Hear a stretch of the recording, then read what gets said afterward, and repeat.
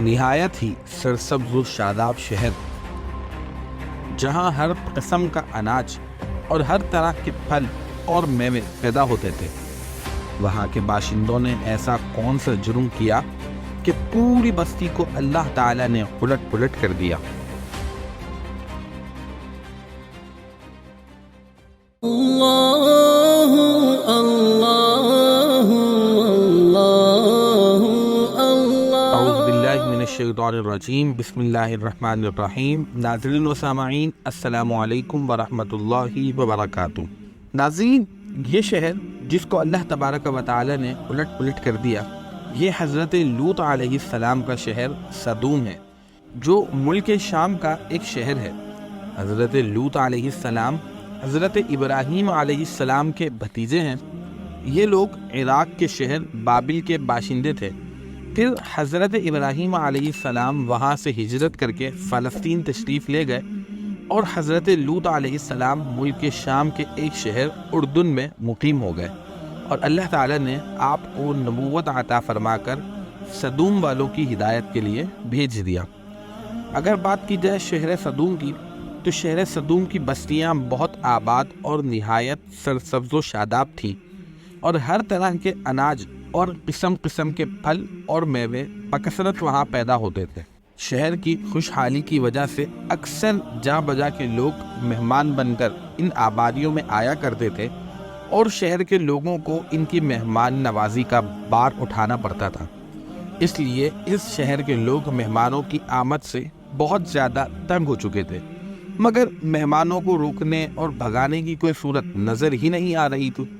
اس ماحول میں ابلیس لعین نے ایک بوڑھے کی صورت میں نمودار ہو کر ان لوگوں کو گمراہ کرنا شروع کر دیا، اور ان لوگوں سے کہنے لگا کہ اگر تم لوگ مہمانوں کی آمد سے نجات چاہتے ہو تو اس کی یہ تدبیر کرو کہ جب کوئی مہمان تمہاری بستی میں آئے تو تم لوگ زبردستی اس کے ساتھ بدفعلی کرو۔ چنانچہ سب سے پہلے ابلیس خود ایک خوبصورت لڑکے کی شکل میں مہمان بن کر اس بستی میں داخل ہوا، اور ان لوگوں سے بدفعلی کرائی۔ اس طرح یہ برا فعل شیطان نے ان لوگوں کو سکھا دیا۔ پھر رفتہ رفتہ اس برے کام کے یہ لوگ اس قدر عادی بن گئے، اب ہر آنے والے مہمان کے ساتھ وہ اس طرح کا برا کام کیا کرتے تھے۔ چنانچہ حضرت لوط علیہ السلام نے ان لوگوں کو اس برے فعل سے منع کرتے ہوئے اس طرح واعظ و نصیحت فرمائی کہ قرآن مجید میں اللہ تبارک و تعالی ارشاد فرماتا ہے کہ اپنی قوم سے کہا، کیا وہ بے حیائی کرتے ہو جو تم سے پہلے جہان میں کسی نے نہ کی، بلکہ تم لوگ حد سے گزر گئے۔ حضرت لوط علیہ السلام کے اس اصلاحی اور مصلحانہ وعظ کو سن کر ان کی قوم نے نہایت بے باکی اور انتہائی بے حیائی کے ساتھ کیا کہا، اس کو قرآن کریم کی زبان سے سنیے۔ اللہ تبارک و تعالی ارشاد فرماتا ہے کہ اور اس کی قوم کا کچھ جواب نہ تھا مگر یہی کہنا کہ ان کو اپنی بستی سے نکال دو، یہ لوگ تو پاکیزگی چاہتے ہیں۔ جب قوم لوط کی سرکشی اور بدفعلی قابل ہدایت نہ رہی تو اللہ تعالیٰ کا عذاب آ گیا۔ چنانچہ حضرت جبریل علیہ السلام چند فرشتوں کے ہمراہ آسمان سے اترے۔ پھر یہ فرشتے مہمان بن کر حضرت لوط علیہ السلام کے پاس پہنچے، اور یہ سب فرشتے بہت ہی حسین اور خوبصورت لڑکوں کی شکل میں تھے۔ ان مہمانوں کے حسن و جمال کو دیکھ کر اور قوم کی بدکاری کا خیال کر کے حضرت لوط علیہ السلام بہت فکر مند ہوئے۔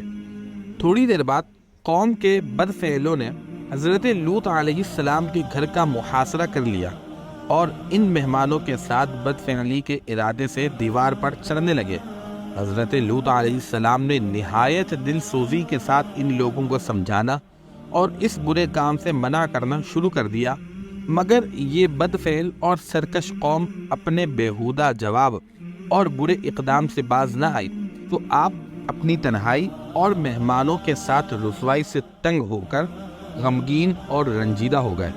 یہ دیکھ کر حضرت جبرائیل علیہ السلام نے فرمایا کہ اے اللہ کے نبی، آپ بالکل فکر نہ کریں، ہم لوگ اللہ تعالیٰ کے بھیجے ہوئے فرشتے ہیں جو ان بدکاروں پر عذاب لے کر اترے ہیں، لہٰذا آپ مومنین اور اپنے اہل و عیال کے ساتھ صبح ہونے سے قبل ہی اس بستی سے دور نکل جائے اور خبردار کوئی شخص پیچھے مڑ کر اس بستی کی طرف نہ دیکھے، ورنہ وہ بھی اس عذاب میں گرفتار ہو جائے گا۔ چنانچہ حضرت لوط علیہ السلام اپنے گھر والوں اور مومنین کو اپنے ساتھ لے کر بستی سے باہر نکل گئے۔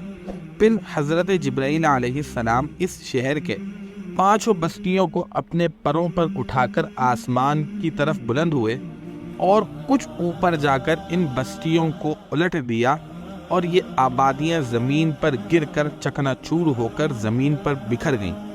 پھر کنکر کے پتھروں کا مینہ برسا اور اس زور سے سن باری ہوئی کہ قوم لوط کے تمام لوگ مر گئے اور ان کی لاشیں بھی ٹکڑے ٹکڑے ہو کر بکھر گئیں۔ عین اس وقت جب کہ یہ شہر الٹ پلٹ ہو رہا تھا، حضرت لوط علیہ السلام کی ایک بیوی جس کا نام واعلہ تھا، جو در حقیقت منافقہ تھی اور قوم کے بدکاروں سے محبت رکھتی تھی، اس نے پیچھے مڑ کر دیکھ لیا اور یہ کہا کہ ہائے رے میری قوم، یہ کہہ کر کھڑی ہو گئی، اور پھر عذاب الہی کا ایک پتھر اس کے اوپر بھی گر پڑا اور وہ بھی ہلاک ہو گئی۔ ناظرین، یہ حضرت لوط علیہ السلام کی قوم کا واقعہ تھا کہ کس طرح اللہ تبارک و تعالی نے ان پر اپنا عذاب نازل فرمایا۔ اگر ویڈیو پسند آئی ہے تو ویڈیو کو لائک کیجیے، چینل کو سبسکرائب کیجیے تاکہ نئی آنے والی ویڈیوز آپ کو مل سکیں۔ اپنا خیال رکھیے گا۔ السلام علیکم ورحمۃ اللہ وبرکاتہ۔